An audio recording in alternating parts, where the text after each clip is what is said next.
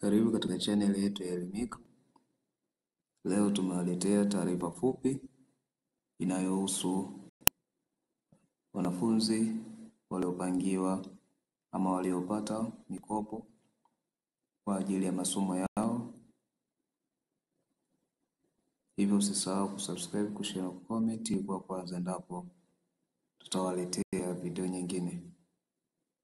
Leo tarehe 24 mwezi wa 10 2025, HESLB imetoa taarifa fupi kwa umma inayohusu wanafunzi waliopata mkopo kwa ajili ya elimu yao ya chuo kikuu. Kama tunavyoona hapa taarifa kwa umma, tunaona hapo bilioni 426.5 zatolewa kwa wanafunzi 135,240. Nasema bodi ya mikopo ya wanafunzi wa elimu ya juu HESLB leo Ijumaa Oktoba 24, 2025 imetoa awamu ya kwanza ya upangaji mkopo na ruzuku yenye jumla ya wanafunzi 135,240. Idadi hii inajumuisha wanafunzi wafuatao.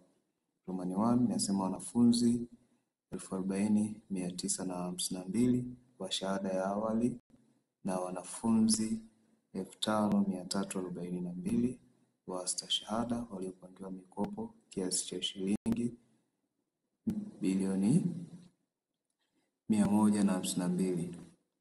Romani ya pili inasema wanafunzi 615 wa Samia Scholarship waliopangiwa ruzuku kiasi cha shilingi bilioni 3.3. Romani ya tatu inaonyesha wanafunzi 88,331 wanaoendelea na masomo wamepangiwa mkopo kiasi cha shilingi bilioni 271.2 baada ya kufaulu mitihani yao ya mwaka uliotangulia. Hawa ni wale continuous. Lakini pia bodi ya mikopo itaendelea kutoa awamu zingine za mikopo na scholarship kadri itakavyopokelewa uthibitisho wa udahili wa wanafunzi wa mwaka wa kwanza na matokeo kwa wanafunzi wanaendelea na masomo. Aidha, bodi ya mikopo inawakumbusha waombaji wa mikopo na ruzuku kuendelea kufuatilia taarifa za maombi yao kupitia SIPA katika akaunti zao wakati taratibu za uchambuzi na upangaji wa mikopo na ruzuku zinaendelea.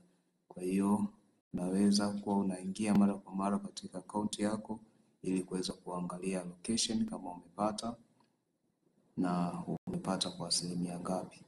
Hii ndio taarifa ambayo imetoka leo kutoka bodi ya mikopo ya wanafunzi wa elimu ya juu HESLB.